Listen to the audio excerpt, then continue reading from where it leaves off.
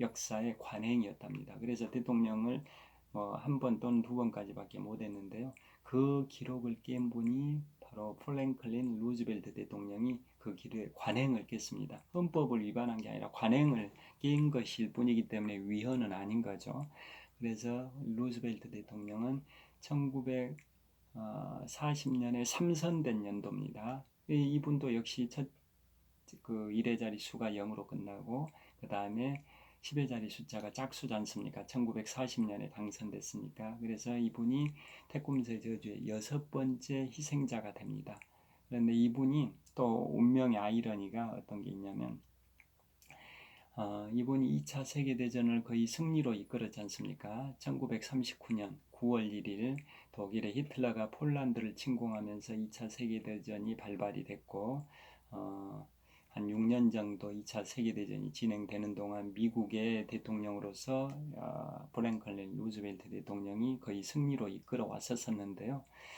운명의 장난이 뭐가 있냐면 1944년에 4선이 되고 네 번째로 당선이 되고 45년 3월에 4선 임기가 시작이 됐습니다. 그런데 4선 임기가 시작된 지 한 달 정도밖에 안 됐는데 즉 1945년 4월 12일 날 1945년 4월 12일에 뇌일혈로 사망을 합니다. 뇌일혈로 사망. 그러니까 이분은 대통령을 3번은 임기를 다 채웠지 않습니까? 4 곱하기 3, 12년 임기 다 채웠고 네 번째 대통령 임기는 한 달 했으니까 12년 1개월 정도 대통령을 한 셈이죠. 여하튼 이분은 1945년 4월 12일 날 뇌일혈로 사망을 합니다. 제가 그래서 여기에 병사라고 해놨습니다. 병사 프랭클린 루즈벨트 대통령, 민주당 출신의 대통령. 그런데 이분이 4월 12일 날 뇌일혈로 사망하고 그로부터 정확하게 18일 후에 18일 후 1945년 4월 30일 날 2차 세계대전의 원흉이었던 독일의 히틀러가 권총 자살을 합니다. 그러고 나서 8일 후인 1948년 5월 8일, 우리로 치면 어버이날인데요. 1945년 5월 8일 날 독일이 2차 세계대전 항복을 선언을 합니다. 그래서 2차 세계대전 유럽 전선이 이제 끝났는데요. 그럼에도 불구하고 일본은 끝까지 버티니까 미국이 1945년 7월 16일 날 인류 최초의 핵폭탄인 원자폭탄 핵폭발 실험에 성공을 합니다. 그게 제가 이 책의 3번째 편에서 다루는 제2차 세계대전 이 책의 3번째 편에서 다루는 내용이 제2차 세계대전과 원자폭탄이라는 제목의 그런 내용인데요. 이 책의 3번째 편입니다. 총 4편 중에 3번째 편이 제2차 세계대전과 원자폭탄인데 나중에 더 자세히 소개해 드릴 텐데요. 여하튼 미국이 1945년 7월 16일 날 인류 최초의 핵폭탄인 원자폭탄 핵실험에 성공합니다. 그게 미국의 50개 주 중에 하나인 뉴멕시코주 사막에서 원자폭탄 핵폭발 실험에 성공을 합니다. 그래서 그로부터 정확하게 3주 후 그때도 이제 일본이 항복을 안 하니까 1945년 7월 16일에 원자폭탄 개발에 성공을 하고 정확하게 3주 후인 8월 6일 날 히로시마에 원자폭탄을 하나 떨어뜨리고 그래도 항복 안 하니까 3일 후인 8월 9일 날 나가사키에 두 번째 원자폭탄을 투하하니까 그로부터 6일 후인 8월 15일 날 일본이 미국을 상대로 항복을 선언합니다. 그래서 우리 대한민국도 일제강점기 어려움을 당했었는데요. 36년 만에 해방의 기쁨을 만끽하게 됩니다. 그게 1945년 8월 15일입니다. 여하튼 미국의 이제 루스벨트 대통령은 그런 식으로 4번 대통령을 했는데 히틀러가 2차 세계대전에서 이제 폐색이 짙어지니까 1945년 4월 30일에 권총 자살을 했는데 그보다 정확하게 18일 전인 4월 12일 날 프랭클린 루즈벨트 대통령은 2차 세계대전 승전을 눈앞에 두고 사망하는 그런 참 안타까운 일이 발생됐는데, 이분은 뇌일혈로 병삽니다. 그로부터 이제 그 다음에 루즈벨트 대통령이 헌법 관행에 반해서 대통령을 4번 했다고 말씀드렸는데요. 그 뒤로 1947년에 트루만 대통령 시절에 헌법이 수정됐습니다. 수정헌법에서 미국의 대통령은 4년씩 2번까지밖에 못한다라고 그 헌법이 개정이 됐고, 그런데 이건 중요한 조항이기 때문에 대통령 임기, 중임 횟수와 관련된 중요한 조항이기 때문에 연방의회에서는 1947년에 통과가 됐었는데요. 그 중요한 조항을 시행을 하려면은 50개 그 연방 국가지 않습니까? 그래서 50개 주의 4분의 3에 해당되는 주에서 비준을 해줘야 된답니다. 그래서 50개 주의 4분의 3에 해당되는 그 주들의 비준 절차가 수년이 걸렸답니다. 그래서 47년에 미국 연방의회는 통과했지만, 그로부터 4년 후인 1951년, 우리 대한민국의 한국전쟁 당시입니다. 1951년 2월 21일, 1951년 2월 21일에 미국의 네바다주가 승인을 함으로 인해 가지고 딱 4분의 3 요건, 즉 50개 주 중에 75%, 즉 4분의 3의 요건을 갖추게 됐답니다. 네바다주가 딱 승인을 함으로써. 그래서 더 이상 다른 주 승인을 기다릴 필요도 없이 네바다주가 비준을 하니까 이제 그게 1951년 2월 21일에 시행이 돼서, 그 이후로는 미국의 대통령은 임기를 4년씩 최대 2번까지밖에, 그러니까 총 8년밖에 대통령을 못한다, 이런 의미라고 보시면 되고요. 그 다음에 이제 1960년에 당선된 분이 또 20년 주기설에 해당이 되고, 미국 테콤스 저주의 7번째 희생자가 됩니다. 그래서 1960년에 당선된 분이 그 유명한 존 F 케네디입니다. 존 F 케네디 대통령. 이분은 1961년 3월에 임기가 시작이 되는데요. 1961년 3월 임기 시작이 될 때, 그 당시에 임기 시작이 되고 한 2년 8개월 정도 대통령을 했답니다. 그러니까 1963년 11월 22일 날, 1963년 11월 22일에 대통령 임기를 한 2년 8개월 정도밖에 못한 상태였는데요. 텍사스주 댈러스에 가서 또 총격을 받습니다. 그래서 이제 사망을 하게 됩니다. 테콤스 저주의 2번째 희생자인 공화당 출신의 에브리엄 링컨과, 그 다음에 테콤스 저주의 7번째 희생자인 존 F 케네디, 즉 민주당 출신의 존 F 케네디는 그 공통점이 100가지가 있다, 이런 게 소설로도 나와 있지 않습니까? 여러 가지 공통점들이 있다고 하는데요. 그건 나중에 다른 이제 기회에 제가 여기에도 다 담아놨습니다. 이 책에도 다 담아놨는데요. 그건 나중에 제가 다시 별도의 기회에 말씀을 드리도록 하겠고요. 여하튼 존 F 케네디 대통령은 1963년 11월 22일 날 암살을 당하게 됩니다. 그 링컨과 케네디 대통령의 공통점 하나만 말씀드리겠습니다. 죽을 때, 총을 맞을 때 부인이 옆에 있었습니다. 그러니까 링컨 대통령은 1865년 4월 15일 날 총을 맞을 때 워싱턴 DC의 포드 극장에서 영부인과 같이 영화를 보다가 연극을 보다가 영국 배우 중에 남부 지지자가 있었답니다. 그 사람의 총을 이제 맞았는데 부인이 지켜보는 가운데 총을 맞았답니다. 케네디 대통령도 마찬가지랍니다. 케네디 대통령은 1963년 11월 22일에 텍사스주 댈러스에서 뚜껑이 없는 무게차를 타고 퍼레이드를 하다가 그 건물 몇 층에서 저격한 그 암살범이 쏜 총으로 뇌를 맞으면서 뇌가 다 이렇게 튀어버렸답니다. 그걸 영부인이 그 처참한 광경을 지켜바쳤답니다. 그러니까 링컨이든 케네디든 다 영부인과 함께 있을 때 영부인이 지켜보는 가운데 암살이 됐다라는 공통점이 하나가 있고, 그 외에도 여러 가지 있는데 그건 나중 기회에 말씀드리겠습니다. 이런 식으로 존 F 케네디 대통령까지 7명이 연속적으로 테쿰스 저주의 적용을 받았는데요.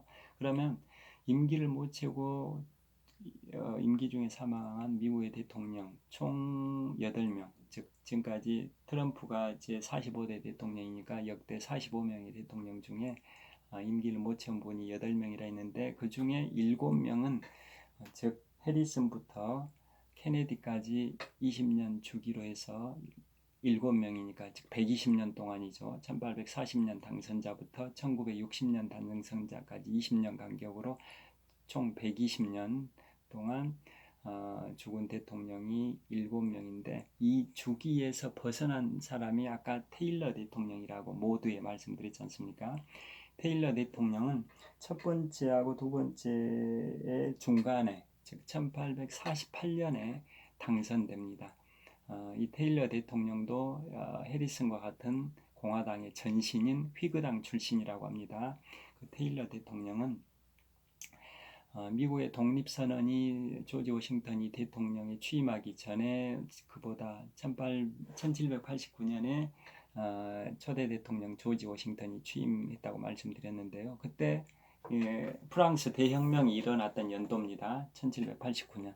프랑스 대혁명이 일어났던 1789년에 초대 대통령 그 조지 워싱턴이 취임을 했습니다. 그런데 그보다 13년 전인 1776년 7월 4일에 미국이 독립선언을 했지 않습니까? 그래서 7월 4일이 미국의 독립선언일인데요. 아까 말씀드린 그 테일러 대통령은 1848년에 미국의 대통령이 당선이 되는데, 그분이 1849년에 임기가 시작이 되고, 임기가 한 1년 정도 된 시점, 1년 반 정도 된 시점인 1850년 7월 4일이랍니다. 1850년 7월 4일에 미국의 독립기념일인 거죠. 1850년 7월 4일에 독립기념일인데 날씨가 더워가지고 이분이 백악관에서 체리하고 우유를 굉장히 많이 드셨답니다. 과식을 했답니다. 체리하고 우유를 차갑게 해가지고 시원하게 체리하고 우유를 많이 과식을 하는 바람에 급성 위경련이 있었답니다. 위경련이 있어가지고 그로부터 5일 후인가 사망을 했습니다. 그래서 이분도 병사한 거죠. 위경련으로 병사를 하게 된 겁니다. 그래서 결국은 테일러 대통령은 이 20년 주기설에서는 벗어난 분이고, 나머지 해리슨부터 케네디까지 7분이 20년 간격으로 총 7분이 이제 테쿰스 저주에 적용을 받은 건데요. 그럼 8번은 뭐냐? 8번은 이제 1980년에 당선된 레이건 대통령입니다. 레이건 대통령은 이분도 공화당 출신입니다. 1980년에 당선이 됩니다. 우리 대한민국에는 5.18 광주 민주화운동이 있었던 연도인데요. 그 연도인 1980년에 레이건 대통령이 미국의 대통령이 당선이 됩니다. 이분은 영화배우 출신이라는 거 다 아시지 않습니까? 그리고 캘리포니아 주지사까지 했었고, 미국의 그 레이거노믹스, 영국의 대처 수상 시절에 같은 시대에 활동했던 미국의 레이건 대통령인데요. 이분은 1980년에 당선되고, 그 당시에 그 나이가 아까 이제 해리슨이 1841년 3월 4일에 취임할 때 만 68세였다고 말씀드렸는데요. 1980년에 당선되고 1981년에 취임했던 레이건 대통령은 취임할 때 나이가 만 70세 1개월이었답니다. 만 70세 1개월. 그러니까 해리슨 대통령의 그 역대 최고령 대통령 취임 나이, 대통령 중에 역대 최고령 취임 나이를 갱신한 겁니다. 경신을 한 거죠. 해리슨은 만 68세. 레이건은 만 70세 1개월이었으니까요. 그런데 나중에 레이건의 그 기록을 깬 사람이 바로 트럼프입니다. 트럼프 대통령은 만 70세 7개월 때 취임을 했습니다. 만 70세 7개월 때 레이건의 기록을 6개월 경신을 한 겁니다. 여하튼 레이건 대통령은 1981년에 이제 80년에 당선됐으니까 이 20년 주기에 해당이 되는데 어떻게 됐냐? 저주가 이제 풀리게 됩니다. 어떻게 풀렸냐면 이분은 1981년에 임기가 시작됐습니다. 1981년에 임기가 시작이 됐는데 그때는 이제 임기를 1월 달에 이제 시작을 한답니다. 지금도 트럼프 대통령이 2017년 1월 20일에 취임을 했거든요. 2017년 1월 20일에 취임을 했는데 레이건 시절에도 임기가 1월 달에 시작이 됐답니다. 그 전에 과거에는 3월에 시작이 됐는데 그 뒤로는 이제 임기가 1월에 시작이 됐답니다. 그래서 레이건 시절에 1981년 1월에 임기가 시작됐는데 임기가 시작된 지 딱 2개월 정도밖에 안 된 시점, 즉 1981년 3월 30일 그때 레이건 대통령이 이제 백악관에서 나와가지고 이제 차량으로 이동하는 과정인데요. 차에 타기 직전에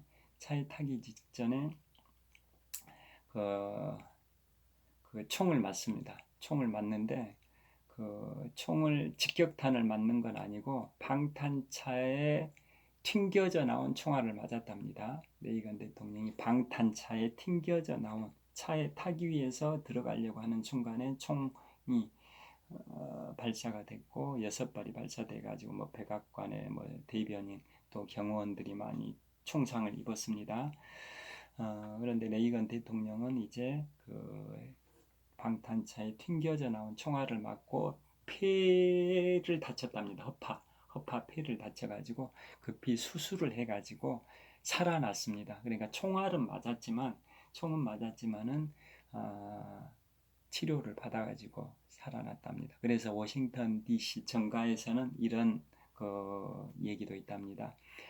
레이건 대통령이 역대 미국 대통령 중에 인디언들한테 상대적으로 가장 우호적 정책을 펼친 분이기 때문에 태꿈새 저주가 풀린 거 아니냐. 태꿈새가 인디언 시오니족의 주장 태꿈새라고 말씀드렸지 않습니까? 아메리칸 원주민 인디언의 주장 시오니족의 주장이라고 말씀드렸지 않습니까? 그래서 미국이 개척 당시에 원주민들의 많은 도움을 받으면서 영국에서 미국으로 넘어왔을 때 많은 도움을 받으면서 이제 미국에 들어왔는데도 나중에는 이제 원주민들을 박해를 하고 그랬었지 않습니까? 배은망덕하게도 영국에서 미국으로 돌아왔을 때 도움을 줬던 그 원주민들에 대해서 은혜를 갚지 못하고 오히려 그 박해를 했었지 않습니까? 그래서 그 인디언들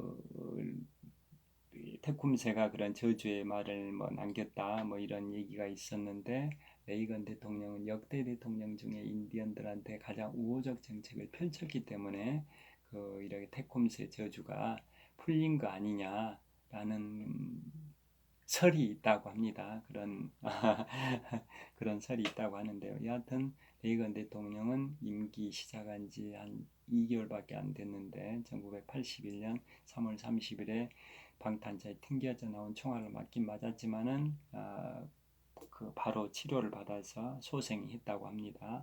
그러니까 그 인디언 뭐 그것도 있지만은 또 병원이 가까이 있고 그래서 빨리 후송이 돼가지고 현대 의학 기술로 빨리 수술을 받았기 때문에 살아난 거다. 뭐 이런 요인도 있다라고 그 워싱턴 정가에서는 분석을 하고 있답니다. 그런데 이분은 대통령을 4년씩 2번 해가지고 1989년 초에 부시 대통령한테 이제 정권을 넘기고 이제 퇴임을 했지 않습니까? 퇴임한 때로부터 5년 후인 1894년에 그 알츠하이머 병에 걸립니다. 일종의 치매죠. 1994년에 알츠하이머에 걸려서 10년 동안 투병을 하다가 2004년에 만 93세의 나이로 사망합니다. 만 93세의 나이. 그러니까 그 당시 기준으로는 역대 미국 대통령 중에 가장 최고령인 만 70세 1개월에 취임한 것도 굉장히 최고의 기록이고, 미국 대통령 중에 최고의 취임 당시에 최고령 취임 기록을 그 당시에 갖고 있었고, 그 다음에 2004년에 알츠하이머를 10년 앓다가 2004년에 돌아가실 때도 만 93세에 돌아가셨기 때문에 역대 대통령 중에 최장수한 분으로 기록에 남았답니다. 그런데 그 기록을 깬 분이 그 레이건 다음에 대통령을 하셨던 아버지 부시 대통령. 부시 대통령은 이제 아들도 대통령하고 아버지도 있지 않습니까? 그 아버지 부시 대통령이 그 기록을 깹니다. 즉 레이건이 2004년에 만 93세에 이제 역대 대통령 중에 최고령으로 이제 사망하셨다고 말씀드렸는데요. 그 기록을 아들 부시가 아니라 아버지 부시 대통령이 2018년, 지금부터 2년 전입니다. 2018년에 아버지 부시 대통령이 만 94세로 사망을 합니다. 레이건은 만 93세였는데 그 아버지 부시 대통령은 만 94세의 나이로 2018년에 사망을 하게 됩니다. 이런 식으로 이제 레이건이 그래서 결국은 테쿰스 저주가 풀린 첫 번째 대통령이 되고, 그로부터 20년이 흘러서 2000년, 밀레니엄이죠. 새천년, 2000년에 당선된 대통령이 아들 부시 대통령이 이제 2000년에 당선되고 2001년에 임기가 시작이 됐는데요. 이분도 또 어려움이 있었습니다. 어떤 어려움이 있었냐면 2001년 1월에 임기가 시작이 되고, 그로부터 한 1년, 그 해 2001년도 1월에 임기 시작되고 9월 달에 그 유명한 뭐가 발생됐습니까? 2001년 9월 11일 날 2001년 9월 11일 아들 부시 대통령이 1월 달에 임기 시작되고 8개월 정도밖에 안 된 시점인 2001년 9월 11일 날 9.11 테러가 일어났습니다. 9.11 테러가, 그런 아픔도 있었는데요. 그 다음해인 2002년도에 이분이 아들 부시 대통령이 그 미국 과자 중에 프레첼이라는 게 있습니다. 프레첼이라는 미국 과자가 있는데 그 과자를 먹다가 목에 걸렸습니다. 그래서 의식을 잃어버렸습니다. 의식을 잃어버리고 바로 병원으로 후송됐는데 운이 좋게 그걸 빼내는 수술을 해가지고 살아나셨답니다. 그러니까 의식을 잃었는데 살아난 거죠. 그게 임기만 1년 정도 됐던 2002년, 우리 한일 월드컵이 있었던 2002년도입니다. 그때 프레첼이라는 과자가 목에 걸려서 의식을 잃었는데 신속하게 조치를 해가지고 구사일생으로 살아나셨는데요. 그래서 그러고 나서 또 한 3년 정도가 흘러서 2005년도에는 어떤 일이 있었냐면, 야외에서 연설을 하고 있는데 어떤 사람이 수류탄을 투척을 했습니다. 수류탄을 투척했는데 아들 부시 대통령의 30m 거리에 수류탄이 떨어졌습니다. 수류탄이 30m. 운이 좋으면 30m 정도 지점에서 폭발했으면 살 수도 있는데요. 운이 안 좋으면 그것도 죽을 수도 있는 거죠. 그런데 30m 지점에 떨어졌던 수류탄이 불발탄이었습니다. 불발탄. 터지지 않고 불발탄이었습니다. 그래서 이분은 이제 그 위기를 모면했다라고 하고 있습니다. 그러니까 프레첼이 목에 걸려고 의식 잃었었던 적이 있는데 수류탄은 불발탄이었기 때문에 사고를 당하지 않았다, 이런 얘기 있는데요. 여하튼 아들 부시 대통령은 2000년에 당선된 사람으로서 이제 테쿰스의 20년 주기설에 걸려 있긴 한데, 레이건에 이어서 두 번째로 테쿰스의 저주가 풀린 분입니다. 그래서 9번에 해당이 되는 분이죠. 이제 드디어 올해입니다. 올해 지금 현재 시간이 2020년 4월 21일 새벽 한 3시 정도 됐습니다. 2020년 4월 21일 새벽 3시 정도 됐는데요. 제가 목소리를 크게 못하고 있습니다. 가족들이 다 자고 있어서 잠을 깨면 안 되니까 새벽 3시 정도 됐는데요. 올해 11월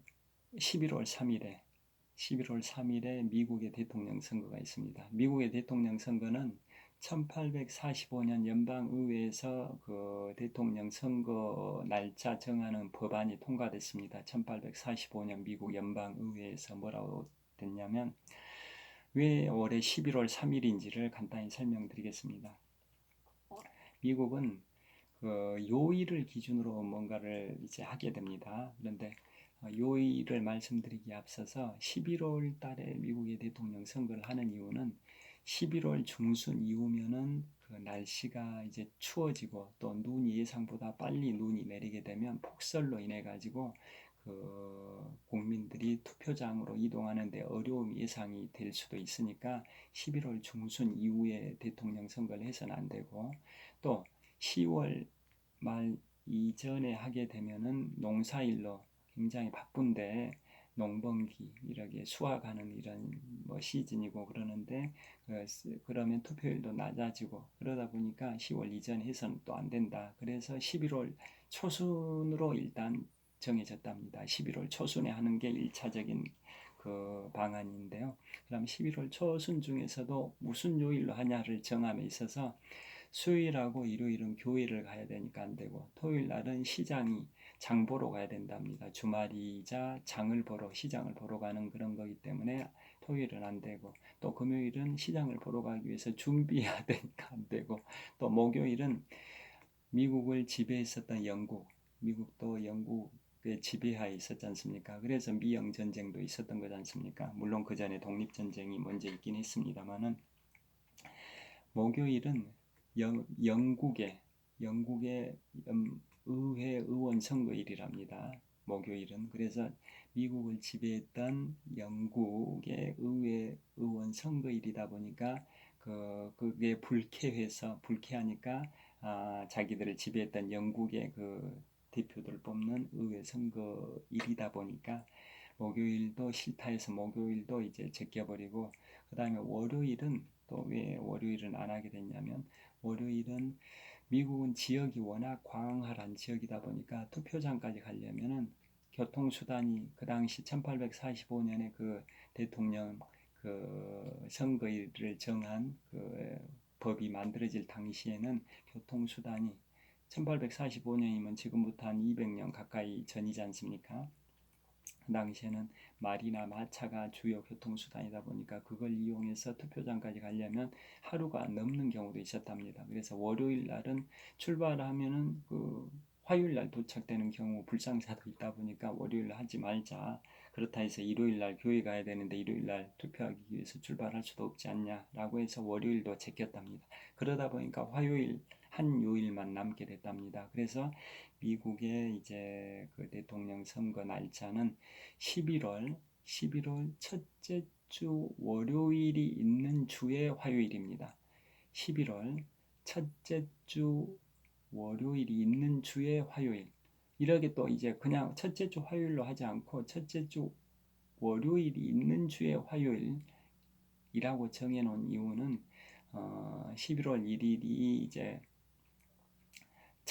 첫날은 굉장히 회계처리 등의 업무로 인해 가지고 바쁠 수 있고 그 다음에 여러 가지 뭐 행사들이 월 첫날 그 첫 번째 날은 바쁘다고 합니다. 그래서 첫 번째 날은 절대 선거일로 할 수 없다라고 해서 정한 게 바로 11월 첫째 주 월요일이 있는 주의 화요일로 정하게 됐답니다. 그래서 올해가 11월 첫째 주 월요일은 11월 2일입니다. 11월 2일이 첫째 주 월요일인데요. 그 첫째 주 월요일이 있는 주에 화요일이니까 결국은 올해 11월 3일이 이제 대통령 선거일이라고 합니다. 여하튼 올해 대통령 선거에서 이제 여기 10번째로 말씀드리고 있는데요. 공화당의 트럼프가 당선이 되냐, 즉 재선에 성공하냐, 아니면은 최근에 민주당의 이제 대통령 후보로 사실상 확정된 조 바이든 후보자가 되냐, 이거에 따라 좀 달라질 것 누가 대통령이 될지 이제 불분명하긴 합니다만은 누가 되든 간에 2020년에 당선된 분이기 때문에 20년 주기설에 해당이 됩니다. 그래서 이분들이 임기를, 당선된 분이 누굴지는 모르겠지만 당선된 분이 임기를 채울 수 있을지, 뭐 임기 중에 뭐 암살이 된다거나 병으로 돌아가신다거나 어떻게 될지는 누구도 예상을 못하지 않냐라고 제 개인적 생각이 그렇습니다. 제 개인적 생각이. 하여튼 그래서 11월 3일에 미국 대통령 선거하면 당선자가 나올 것이고, 그래서 그분들이 임기를 다 채우실 수 있을지 여러분들께서도 한번 관심을 갖고 지켜보시면 좀 흥미로울 것 같습니다. 여하튼 오늘은 아메리칸 인디언 태쿰새의 저주에 대해서 쭉 설명을 드렸는데요. 시간이 뭐 1시간 이상 흘러간 것 같습니다. 오늘 바쁘실 텐데도 불구하고 이렇게 제가 유튜브 시작한 지 만 5일밖에 안 됐는데요. 제 유튜브를 시청해 주신 분들께 진심으로 머리 숙여 감사의 말씀을 올리겠고요.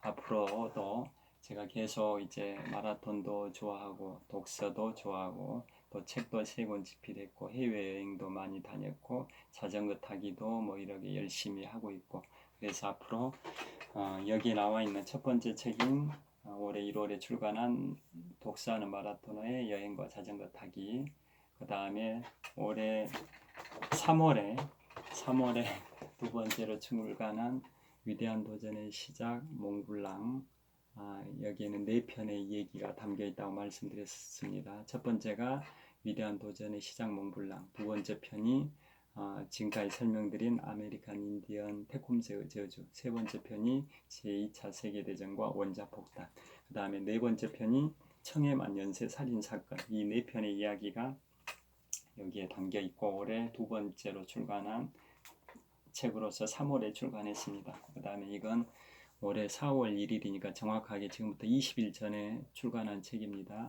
올해 4월 1일 날 제가 세 번째로 출간한 책으로서 프랑스 대혁명과 나폴레옹인데요. 여기에 이제 나폴레옹에 관해서 아까 간단히 말씀드렸는데요.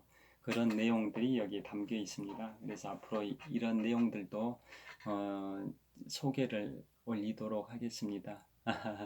여하튼 장시간 시청해 주셔서 고개 숙여 감사의 말씀을 드리겠고요. 다음 시간에 또 뵙도록 하겠습니다. 감사합니다. 독서하는 마라토너 박종필이었습니다. 항상